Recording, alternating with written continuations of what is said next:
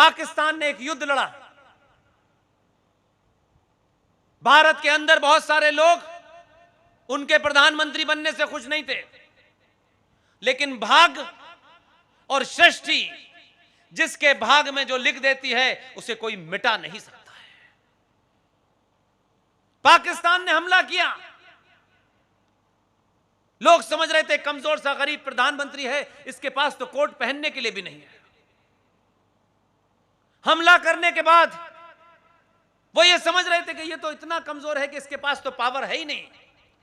इस आदमी को तो सिर्फ इसलिए प्रधानमंत्री बना दिया गया है ताकि वो जो गूंगी गुड़िया थी उसको प्रधानमंत्री बनाने में आसानी हो जाए। लेकिन ऐसे समय में उस गरीब परिवार का एक बच्चा जो प्रधानमंत्री बन गया था, जिसको शायद यह भी अंदाजा नहीं था कि वो कितने दिन प्रधानमंत्री रहेगा, लेकिन जितने दिन भी रहा उसके जीवन में एक घटना घटी कि पाकिस्तान ने गलती से हमला कर दिया।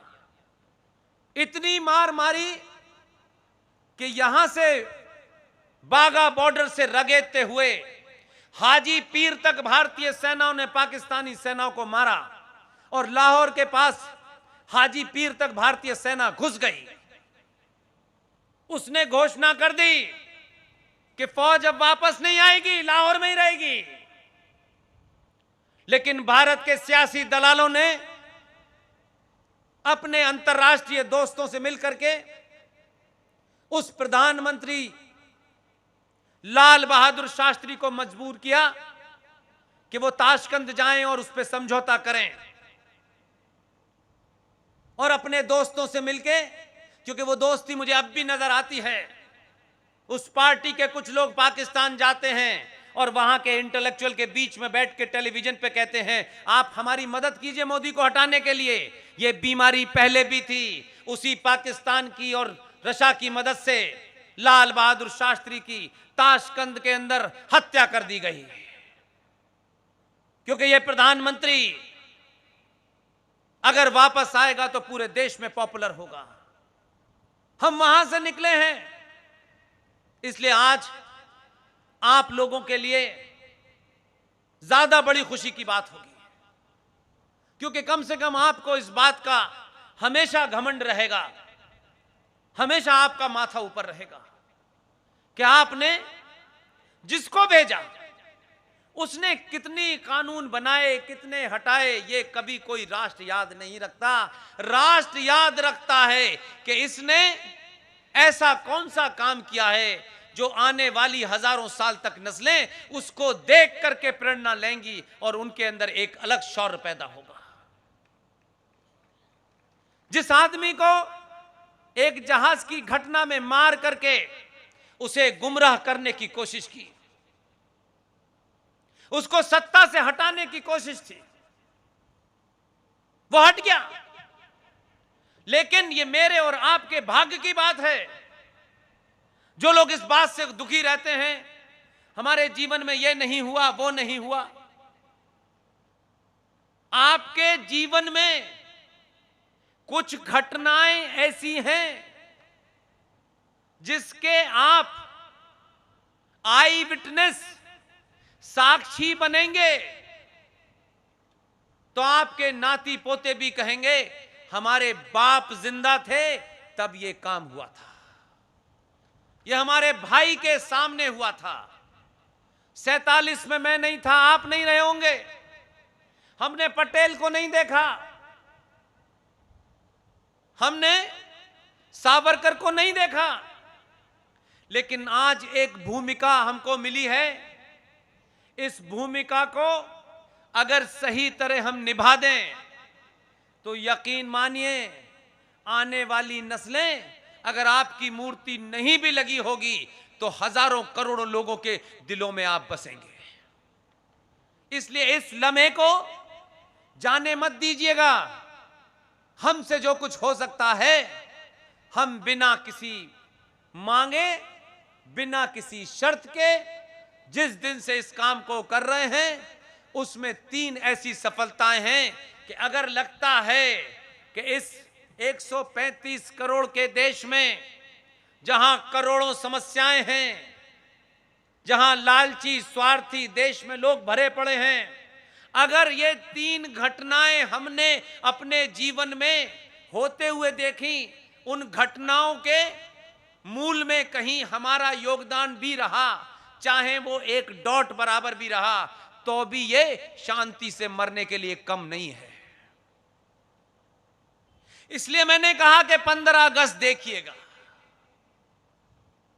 आपको जब ऑफिशियल डेट आएगी तब पता चलेगा। जिस सुभाष चंद्र बोस को जमीन में दफना दिया गया था, उसकी बहादुरी के सारे किस्से समाप्त कर दिए गए थे।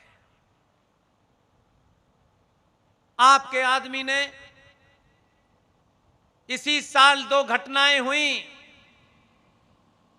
इसलिए देखने का और सुनने का नजरिया सिर्फ इतना ही है कि जिनको वो घटनाएं याद नहीं हैं, उनकी निगाह कहीं और है, और मुझे दिन रात वही घटना याद रहती है, क्योंकि मेरे निशाने पे राष्ट्र है। बहुत खूबसूरती से उन परिस्थितियों में जिस समाज का वो है, उस समाज के लोग सिर्फ सुबह से लेकर शाम तक इसमें रियायत दे दो, ये कानून बना दो, हमें आज इसमें समस्या है, आज उसमें समस्या है, इस सब के बावजूद भी उसने 2 काम बड़े किए हैं। बिना हंगामा किए 23 जनवरी को एक घोषणा की कि ये जो 26 जनवरी होती है, इसकी शुरुआत 24 जनवरी से होती थी। उसने कहा कि आज से 26 जनवरी 23 जनवरी से शुरू होगी। आपकी खामोशी ये बताती है कि 23 जनवरी का महत्व आपको नहीं पता। 23 जनवरी को सुभाष चंद्र बोस पैदा हुए थे, और जब उसे लगा कि लोगों ने ताली कम बजाई है, तो उसने दूसरा वज्रपात किया, और 26 जनवरी निकल गई। उसके बाद एक और घोषणा हुई। इत्तेफाक से जो आदमी ये काम कर रहा है वो भी गुजराती है। मेरे ऐसे ही किन्हीं भाषणों में उस शिल्पकार के कानों में वो आवाज चली गई।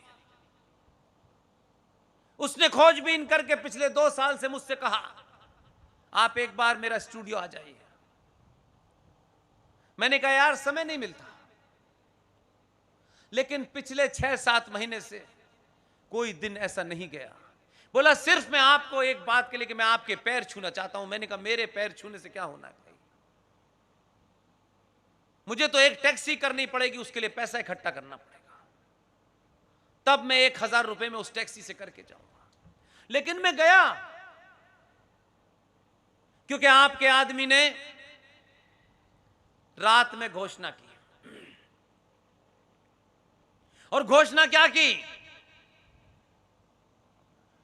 कि ये जो इंडिया गेट है, जिसे राजपथ कहते हैं, अंग्रेजों द्वारा ब्रिटिश इंडिया के लिए लड़ने वाले सिपाही, जिसमें अंग्रेज भी थे, जिसमें भारत के हिंदुस्तानी भी थे, उनके नाम लगे हुए थे। उसी इंडिया गेट पर एक बहुत सी बड़ी छतरी बनी हुई है। उस छतरी में इस देश में ब्रिटिश साम्राज्य की नींव रखने वाला जॉर्ज पंजम की मूर्ति लगी हुई थी। 20 साल पहले कुछ लोगों ने उस मूर्ति को हटा दिया, फिर कुछ ने उसमें इंदिरा गांधी की मूर्ति लगाने की कोशिश की, फिर किसी ने उसमें लंगोटी वाले पिताजी की लगाने की कोशिश की, नहीं लगी। ये मैं इसलिए कह रहा हूं, ये घटनाएं मुझे इस बात का बल देती हैं कि जो जब होना होता है वैसे ही लोग आ जाते हैं और अपना काम करके चले जाते हैं। रात को उसने घोषणा की कि ये जो सबसे बड़ी छतरी लगी हुई है, जहां जॉर्ज पंजम लोकसभा, राज्यसभा, राष्ट्रपति भवन, सत्ता के केंद्र की तरफ उसका मुंह होता है और उसके ऊपर उसकी निगाह रहती है। रात में घोषणा की, कई हजार लोगों की नींद उड़ गई। उसने कहा कि इस छतरी में छत्तीसगढ़ के एक पहाड़ से एक चट्टान का टुकड़ा ग्रेनाइट का आया है। 28 फीट ग्रेनाइट की मूर्ति सुभाष चंद्र बोस की इंडिया गेट पे लगेगी,